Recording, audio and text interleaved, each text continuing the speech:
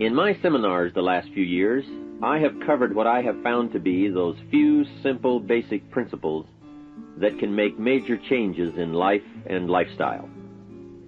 One of those subjects that gets the most comment is diseases of attitude. And out of that subject, worry and how to kick the worry habit have caused the most questions. So in this brief visit with you, let me give you my best look at worry, how to recognize it and define it, and what to do about it. And hopefully, these ideas will give you a good chance for confidence over worry. First of all, worry might well be killer number one. And if it is not the number one physical killer, although doctors tell us worriers die sooner than non-worriers, and we have all heard the expression, worry yourself to death, at least it is the number one killer of dreams and achievement, of energy and vitality and lifestyle. I know the damage and effect of this killer, worry, firsthand. I will spare you the details, but over a period of some 3 years, I let worry get out of hand. As I've mentioned before, I became a super worrier. I was good at it. The combination of small and big worries about my circumstances, what people thought of me, my finances, my abilities, the future, my progress, all led to a complete physical collapse, a stay in the hospital, emotional, mental, and physical exhaustion, and a deep despair I couldn't shake. A sad picture for a young man who should have been well on his way to carving out his share of opportunity.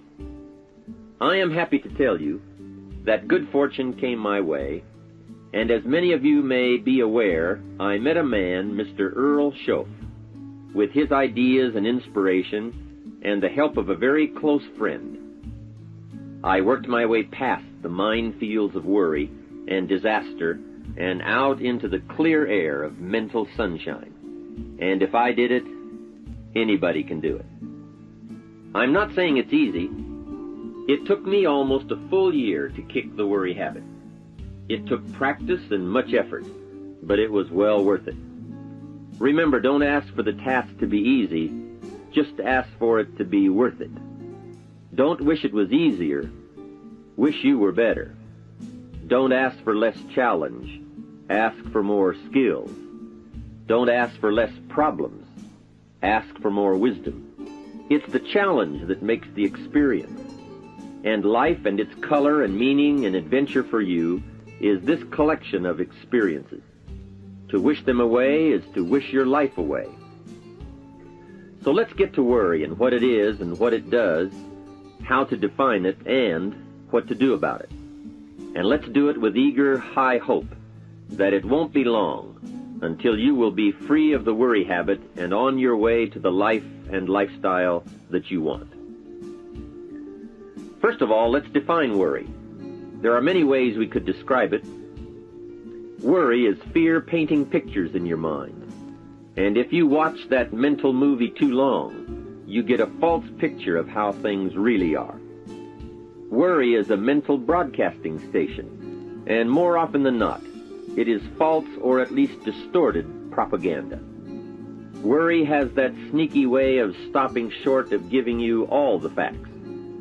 Worry is often the trickery of mentally filtered facts on the negative side and the bold declaration that these are all the facts. Worry has the mental audacity to suggest that the elevator only runs one way, down. Many times worry is a 5-alarm bell for a wastebasket fire. And worry is a depletion of constructive emotion. It's wasted mental energy. It's like letting the starter run the battery down when the car won't start. And worry is most often a lack of all the facts, a lack of full understanding, a lack of total information, and an unpreparedness of ability, knowledge, talent, courage, faith, and all the other virtues. That should give us a better definition of worry, and remember, left unchecked, it can become like a mad dog loose in the house. And the sorrow and pain and regret is too large a price to pay not to do something about it and to do it now. You see, if you contemplated the total sum of human suffering long enough, it would drive you mad. You must understand how life is. Human suffering, man's inhumanity to man, war, disease, poverty. But it must be in what I call its rightful ratio of your mental and emotional time. So much for what worry is. The next question is, what can I do about it? What is the first step? My best advice on this is to first recognize worry for what it is, admit what it does, and then decide you now want to be free. It first starts with decision on your part. And may I add, well, you should decide. Why let worry continue to take money out of your pocket and bank account? Why let worry any longer keep you from becoming all you can be? Why let it rob you of better friendships, better business, better profits, better results, better communication, better family relations? Why impose your worry on others any longer? It's a burden you can get rid of and a monkey you can get off your back. Why not be rid of those sinking, nagging feelings that all is not going to be well, that you can't do it, that it won't work out for the best? Worry is undue concern that takes up too much of your mental and emotional time. Now, we must all be concerned. Hey, life is no joke except to the jokers. Life and how to live it is a serious matter. It is risky, full of peril, and there are constant threats to the good we want and to the pursuit of happiness. However, it is undue concern, or concern that takes up too much mental time, that begins the harm. It's like a family planning a wonderful trip. While they certainly should be concerned about the condition of the car, the tires, and making sure they pick the proper route, it would be foolish to allow themselves to be completely turned negative with the thought that they might crash and kill the entire family. If that were the case, even if they went, the entire trip would be turned into one nightmare of fear with the specter of chaos looming around every curve, rather than enjoying the wonderful trip they had planned for themselves and their family. A lot of people do that with their entire life.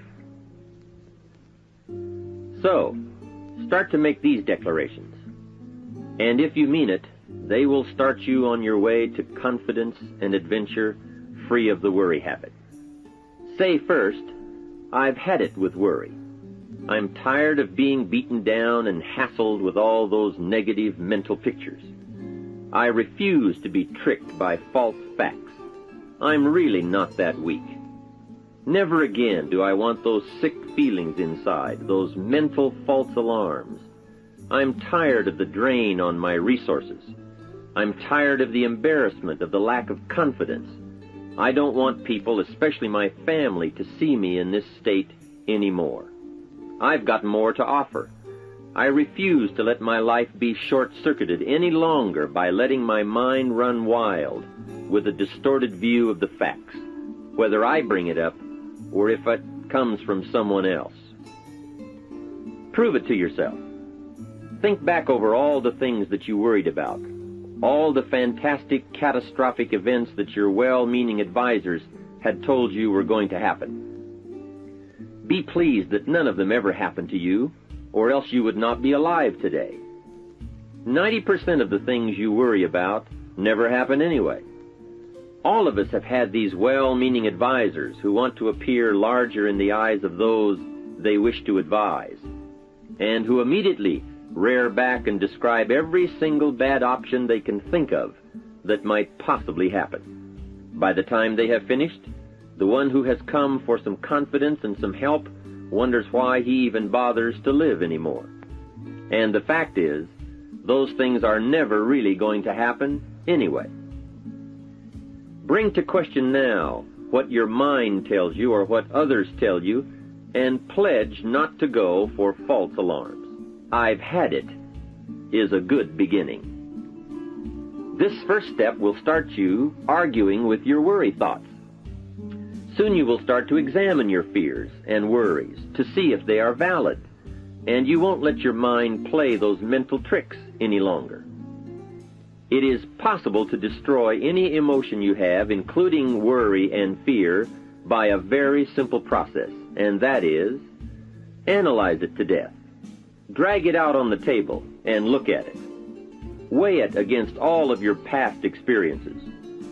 Make sure this one can stand against all the past facts you have. You will now start to use worry instead of letting worry use you. It's a beginning, being in control instead of out of control. You will now let concern and the first signs of worry prompt you to learn, ask questions, and look at all sides in order to evaluate true, positive, constructive action. Now you can say, I will let fear advise me of the facts, but I won't let fear tell me these are all the facts. Nor will I let fear determine my reaction to the facts. I will gladly take up the war of faith over doubt, reason over fear, and positive expectation over worry. So talk to yourself right now into a change of attitude. Be persuasive. Go all out. Show yourself the hell if you don't, and the good life of answers and progress if you do. Say to yourself, what a fantastic feeling it must be to stop the panic drain on my mental energy, emotion, and physical strength. Imagine putting all that saved energy and emotion and strength into my action plans for the good life. Hey, accept the challenge. Believe your beliefs, doubt your doubts, stay on the campaign to give worry a bad time. Like being your own conscientious judge, say, I've had it with the presentation of a one-sided story. I sustain the objection that worry has failed to bring out all the facts.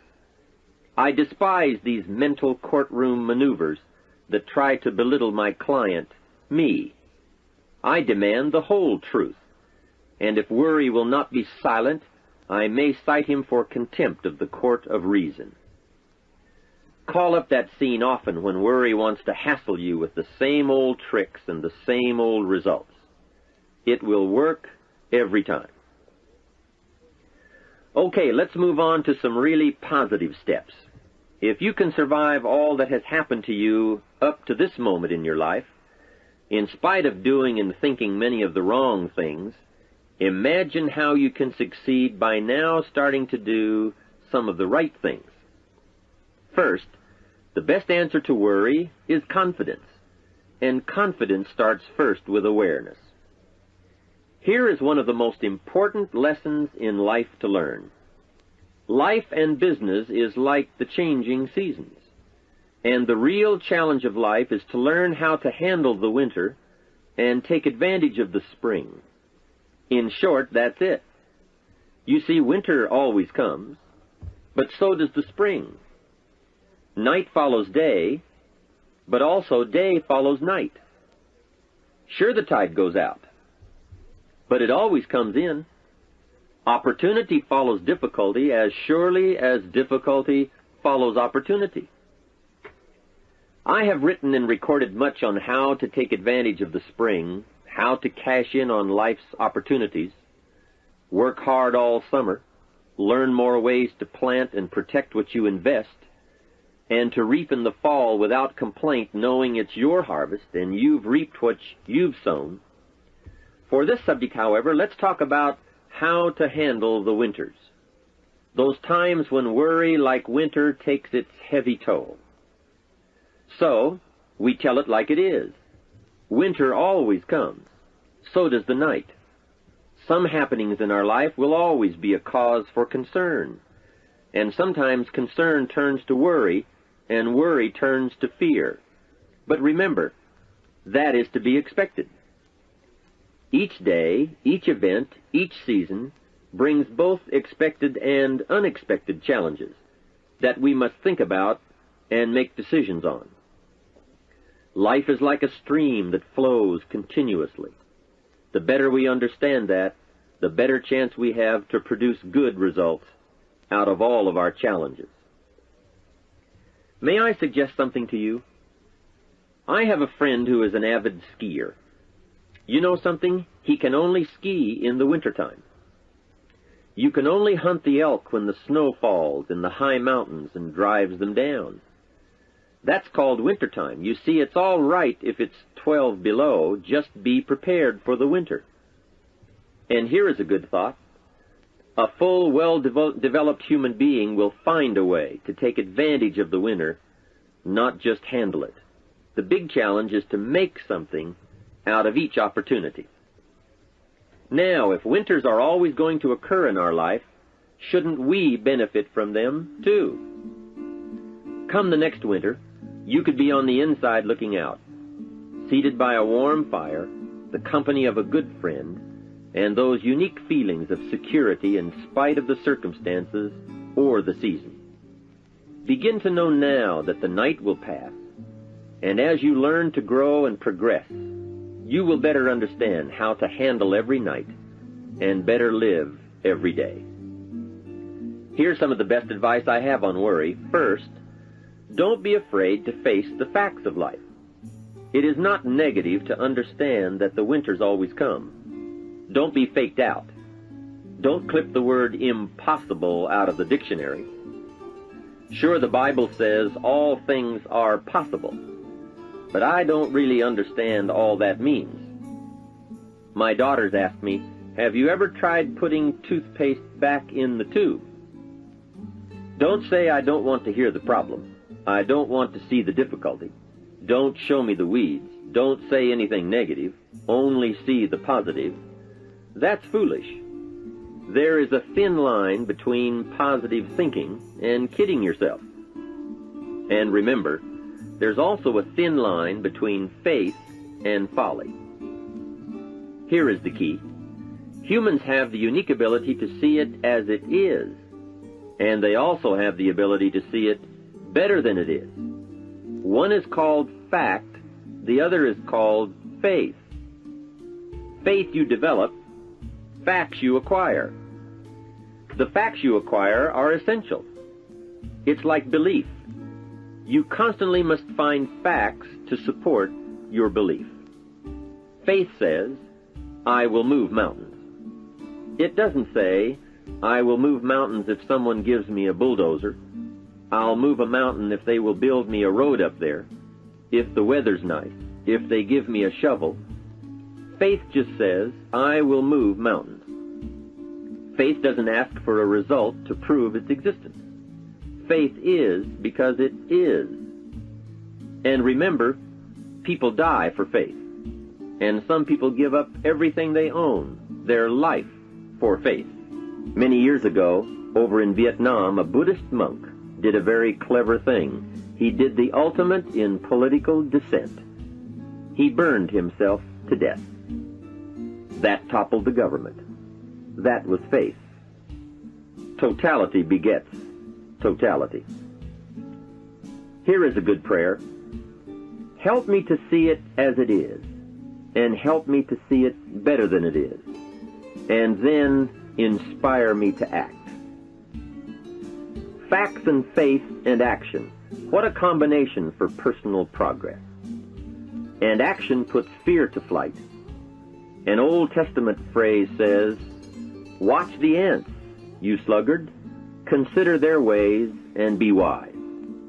Not a bad suggestion. The study of ants. What do they do in the summer to prepare for the winter? That's a lesson in life and survival. Happiness, wealth, peace, security, success, safety, friendship, reward, results, and all human achievement comes from a growing ability to understand and handle the changing seasons. And so we come right back to the theme of our entire enterprise, self-development. Learn to work harder on yourself than anything else. The key to all success in economics or mental health is self-development. It will all change for the better when you change for the better. It's what you become that really counts. And you are the only variable. So a good statement is, you can't be all positive. You can't be all confident. You can't be all faith. But confidence and faith and courage and inspiration can dominate worry and fear. Physical and emotional forces are always at work, and something will win and conquer. Make sure you give yourself the best chance to get mental and emotional domination over all of your challenges. And here is one of the master keys to the good life: developing the intelligence and accepting the challenge of putting all of your emotional experience into their rightful ratio. Beginning this progress can bring about the most dramatic changes. You see, disappointment is like winter. It always comes. It is foolish to say, don't be disappointed. But you must learn to discipline your disappointment. If it dominates 51% of your time, you're in trouble. Continued heavy disappointment is like 12 months of winter, and 12 months of winter leaves very little alive. Use the guidelines of seasons to adjust to all the meaningful things that happen to you. So concern, fear, and disappointment, like many human emotions, serve a useful purpose as long as they are kept in their rightful ratio. Left unattended, the weeds take over. Disappointment rules. Worry breaks loose. Fear gets the upper hand, and doubt moves in. But managed, worked, given human action with will and knowledge and purpose, and gardens overcome weeds. Faith overcomes doubt, and confidence pushes worry into a small place. The second major key to mastering worry is to respond. Build up inside of you that heavy desire to be free, to get on with building your life and lifestyle. Too much is waiting to delay. Take a new look at your opportunities. Figure out new ways to seize them immediately and make them work for you. And here is a key. Bring a new dedication that you will master yourself with enough discipline to be more than qualified to do the present job and prepare yourself for the next move up. Expose yourself to every stimulation possible that will put all this in perspective. Now let's move on to a very important point, and that is, the best answer to worry is confidence. First, self-confidence. I can better handle next winter. I have a strong shelter. It is stocked with supplies. I now know how to take advantage of the spring. I'm going to plant better crops and bigger crops. I can last through the summer. I won't quit this time. I'll study weeds and how to get rid of them. I'll be less frightened of the changing weather and the quick storms. In the fall, I will exercise more care and reap what I have without complaint and blame nothing for the amount of my harvest. I'll learn to save a fair portion so that I can survive the bad seasons when out of control the hailstorm comes and it all goes wrong. Now we must consider this. The most fatal deterrent to self-confidence is guilt. Not doing all you know how to do to the full extent of your present ability weakens the foundation for confidence. The biggest part of worry comes from the lack of this personal confidence. And lack of confidence comes from two major things. First, no goals or plans. And second, no daily discipline to achieve. The inaction to cure or handle small tasks is what starts the guilt process. And that always tends to make you look at what's wrong and expect the worst. So listen to the voices of creative experience. Let nature, experience, wisdom, books, everything speak to you and teach you. Remember, both opportunity and challenge await action. Everything yields to diligence. It's not what you can do, it's what you will do that counts. And undeveloped ability comes from three problems. First, lack of inspiration to find out. Second, lack of reasons to learn. And third, lack of applied time and action for developing those abilities. Remember, humans are remarkable, a marvelously functioning entity. Imagine how uniquely your body and mind have survived and managed to function in spite of all the worry. Humans don't die easy. They die hard. Develop a plan for your life rather than aimlessly drifting through it, the victim of circumstance. Create your own environment and learn to control it. You control your own mental environment by developing yourself. So go on a crash program to clean up decisions, get things done, get other things set up and started and organized. Start doing all the things that would make you feel better: exercise, diet, reading more books. Open a floodgate of positive moves in the right direction. And be thankful. Add up what you do have. Make an actual as well as a conscious mental list of all you possess, tangible as well as intangible. In view of the 4 billion other inhabitants of the world, yours is probably an incredible list. That list and being thankful should then lead to the big step of discipline. The discipline to sit up and listen, the discipline to pay attention, the discipline to give people and kids the gift of your attention, the discipline to be alert, take care of yourself, rest, eat properly, the discipline to talk well and practice good manners. Courtesy is contagious. Take one day and see what a variety of positive steps you can take and projects you can take on. At the end of the day, go over it. Write out the positive steps, the progress on projects, the rest, the exercise, the meals, the hobbies, calls, records, conversations, and letters. And speaking of calls and letters, write at least one encouraging letter or thank you note, and make at least one encouraging phone call or thank you call every week.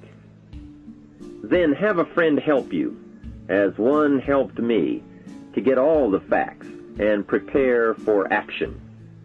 From such a friendship, the greatest gift you can draw is the truth. To one of my dearest friends I said just the other day, as my friend, do me the one best thing you can do for me, and that is, tell me the truth. From there I can grow. I can start making wise decisions. We all admire poise, confidence, awareness, courtesy, good manners, courage, health, kindness, attention, beauty, speech, expression, and unhurried intensity, and talent at work. This can be your life. Say with me today, today I will draw on all I've learned and practiced, from curiosity to confidence, and I will utilize it all to meet the experiences and challenges that may come my way or that I may seek out. And if all I know and do does not meet or match some unforeseen challenge or experience, I will keep careful notes and take them to my private conference table and try to figure them out and learn and grow. Mixed in my curiosity is thanks that I'm alive and able to see and feel and learn and handle and enjoy being human and being alive, and having been given a chance to turn challenge into experience. How great to have a mind to expand and a soul to nourish, to have hands that can feel, a heart that can experience, a mind that can inquire and learn, a soul that can soar, a body that can respond, to know love, sadness, hope, disappointment, accomplishment, failure, thrills, terror, appreciation, bafflement, wonder, awe, frustration, misery, confidence, courage, contentment, impatience, expectation, apprehension, fulfillment, music, sound, pictures, art, beauty, and harmony. To have all this happen to one is one thing. To know it is all happening is much more. I wish for you that you might develop a growing awareness of the world around you and your possibilities in it. Develop a sense of history and destiny, and be grateful for the opportunity that you have to participate in that grand endeavor. To sum it all up, first understand what worry is. You now know that it can be beneficial and destructive, depending on your awareness. Next, resolve to be free of the habit. That job is up to you, to work on yourself, to get the right attitude. Next, start the daily action of first cleaning up all your current situations. Remember, little achievements lead to confidence that conquers guilt. Then buy up every challenge to reach your goals. You can now handle it, the winter, the spring, the harvest. Bring a new zeal to every problem, to every fear, to every opportunity. The inspiration from it all and the immediate and future progress that will someday give you a view from the top of your goals, your adventure, and your achievements. In conclusion, let me give you one piece of poetry that sums up what a life of adventure should be like and how you should feel. You are now a seasoned warrior. You bear the scars of honorable battle. And here is where you stand today. The familiar words of William Henley, "Out of the darkness that covers me, black as the pit from pole to pole, I thank whatever gods may be for my unconquerable soul. In the fell clutch of circumstance I have not winced nor cried aloud.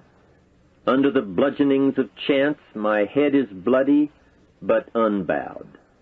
It matters not how strait the gate, nor charged to punishments the scroll. I am the captain of my fate, I am the master of my soul." From all of my staff, and from myself personally, I want to thank you for listening. Let's do something remarkable.